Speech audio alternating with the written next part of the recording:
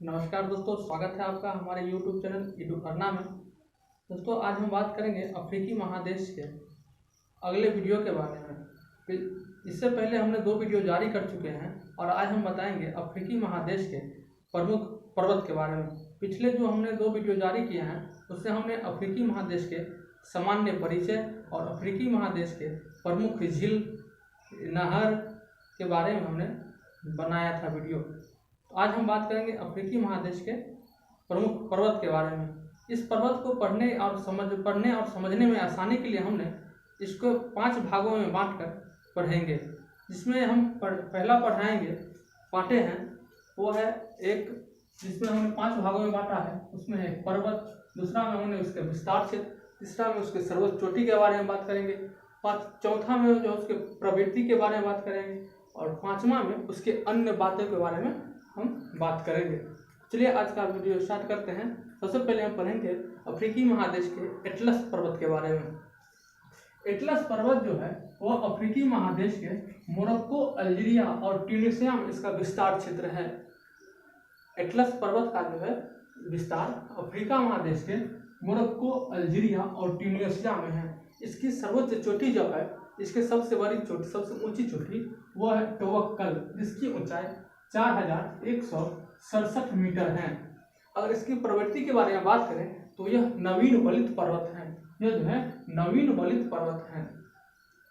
अन्य बातें में हम एटलस पर्वत के बारे में बात करें, इसकी अन्य बात में तो इसमें अफ्रीकी एटलस पर्वत को हम 4 भागों में बांटकर पढ़ सकते हैं। इसकी 4 भागों में उसको ऊंचाई के आधार पर बांटा गया है, जिसमें हम पहला पढ़ेंगे सहारन एटलस, दूसरा में उच्च एटलस, तीसरा में मध्य एटलस और चौथा में एंटी एटलस। चलिए अगर मैप पर हम इसको देखें तो ये जो है अफ्रीकी एटलस पर्वत का इस देशों में ट्यूनीशिया, अल्जीरिया और मोरक्को में इसका विस्तार क्षेत्र है। जिसमें सहारन एटलस जो है वो सहारन एटलस, इस भाग को जो है उसको सहारन एटलस कहा जाता है।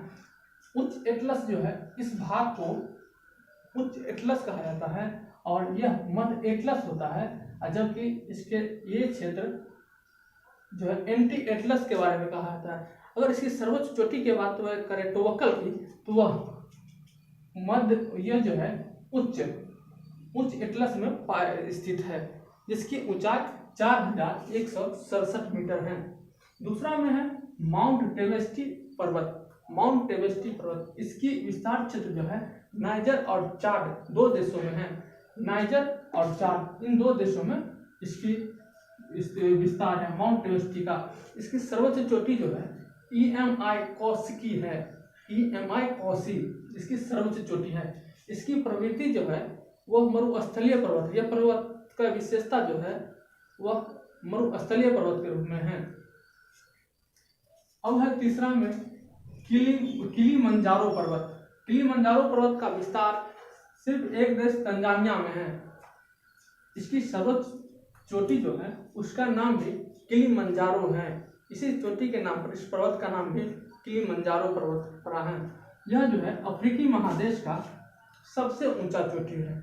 किलिमंजारो अफ्रीकी महादेश का, संपूर्ण अफ्रीकी महादेश का सबसे ऊंची चोटी है और उसका ऊंचाई 5895 मीटर है। जबकि हम जानते हैं कि एशिया महादेश का या विश्व का सबसे सर्वोच्च चोटी जो है माउंट एवरेस्ट 8848 मीटर ऊंचा है, जो विश्व का सबसे ऊंचा पर्वत चोटी है। किलिमंजारो की प्रवृत्ति के बारे में बात करें तो यह एक मृत ज्वालामुखीय पर्वत है। यह जो है मृत ज्वालामुखीय पर्वत है। इसकी एक अन्य बातें में जिसकी प्रमुख बातें हैं उसमें जो है इस पर्वत के पूर्वी क्षेत्रों में छक्का जनजाति पाया जाता है। इसकी अगर किलिमंजारो पर्वत के बारे में एक मैप में देखें तो ये जो है तंजानिया, आपका तंजानिया में पड़ता है। इस क्षेत्र में जो है किलिमंजारो पर्वत पाया जाता है। चौथा में है ड्रेकन्सबर्ग पर्वत। ड्रेकन्सबर्ग पर्वत यह दक्षिण अफ्रीका में है। दक्षिण अफ्रीका, जो एक क्रिकेट टीम भी है देश, वो दक्षिण अफ्रीका। इसका जो प्रमुख पर्वत है चोटी, सर्वोच्च चोटी, वह लेनियाना, यह इसकी ऊंचाई 3482 मीटर है। लेनियाना पर्वत चोटी का ऊंचाई 3482 मीटर है। यह एक मोड़दार पर्वत है। यह कैसा पर्वत है? तो यह एक मोड़दार पर्वत है। दक्षिण अफ्रीका आपको अफ्रीकी महादेश के इस भाग में स्थित है, जो कि एक क्रिकेट टीम भी है। पांचवा में कैमरून पर्वत। यह स्थिति भी कैमरून में है। इसकी सर्वोच्च चोटी जो है वो भी कैमरून है। और यह एक इसकी प्रमुख अन्य बातें, जो प्रमुख बातें हैं, प्रवृत्ति, इसकी प्रकृति, यह सक्रिय ज्वालामुखी पर्वत है और यह सर्वाधिक वर्षा वाला क्षेत्र है। यह अफ्रीकी महादेश का सर्वाधिक वर्षा वाला क्षेत्र है कैमरून पर्वत। कैमरून पर्वत आपको इस साइड में मिल जाएगा। ये जो है कैमरून देश स्थित है, इसी में यह पर्वत है और इसी क्षेत्र में दक्षिण अफ्रीका सर्वाधिक वर्षा वाला क्षेत्र इसी क्षेत्र को कहा जाता है। इसकी चोटी जो है कैमरून पर्वत, यह जो है 4070 मीटर ऊंची है। 6 में हम बात करेंगे एल्गार पर्वत। एल्गार पर्वत यह केन्या और युगांडा में स्थित है। यह जो इसकी स्थिति जो है केन्या और युगांडा इन दो देशों में इसकी विस्तार है एल्गार पर्वत का। इसकी सर्वोच्च चोटी का नाम भी एल्गार है, जो 4321 मीटर ऊंचा है और यह एक शांत ज्वालामुखी पर्वत है। यह कैसा इसकी प्रकृति है? तो यह एक शांत ज्वालामुखी पर्वत है। 7 में हम बात करेंगे केन्या पर्वत। इसकी स्थिति भी कैमरून पर्वत की तरह की उद्देश्य में ही, उसी देश में यानी केन्या में ही स्थित है। केन्या भी एक क्रिकेट टीम देश है।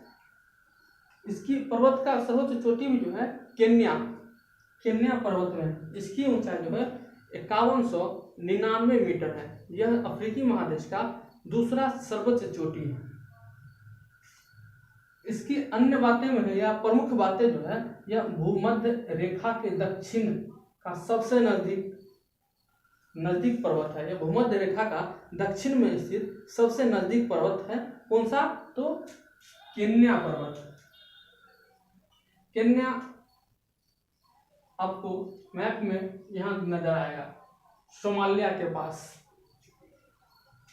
8 में है रेंजोरी पर्वत। रेंजोरी पर्वत इसलिए बहुत महत्वपूर्ण हो जाता है कि कई बार इसके बारे में पूछा जाता है कि माउंट ऑफ द मून किस पर्वत को कहा जाता है। इसका प्रश्न इसी बात के लिए आ जाता है कि माउंट ऑफ द मून के नाम से यह प्रसिद्ध है।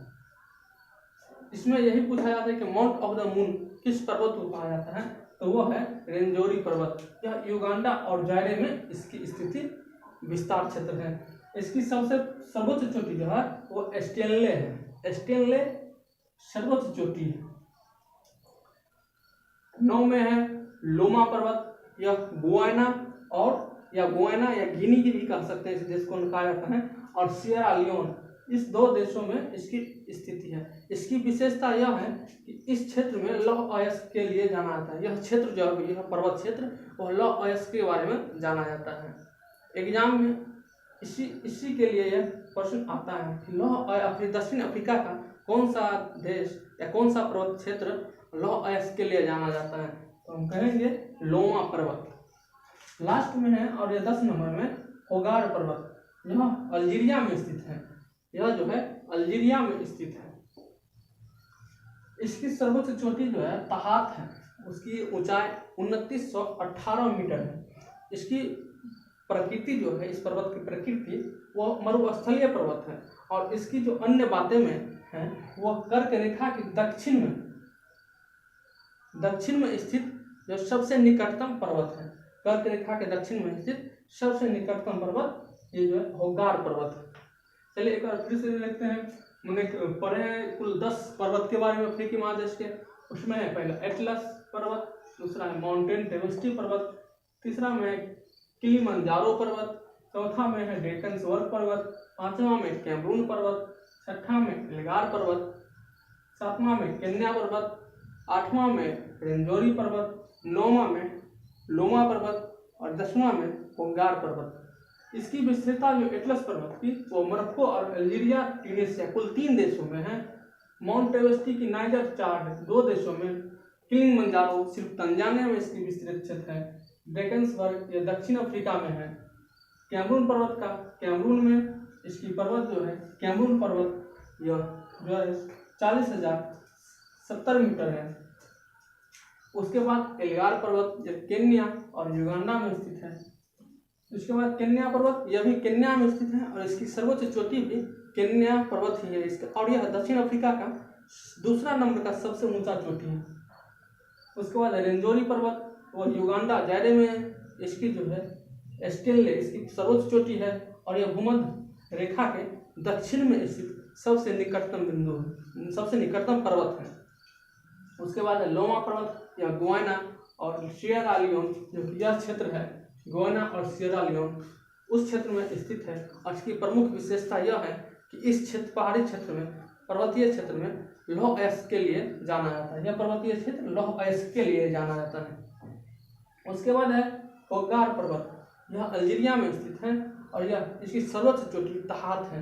यह मरुस्थलीय पर्वत है और यह कर्क रेखा के दक्षिण में स्थित निकटतम पर्वत है। चलिए दोस्तों, आज का लेक्चर यही खत्म करते हैं। अगली वीडियो फिर से लेकर आएंगे, तब तक के लिए नमस्कार।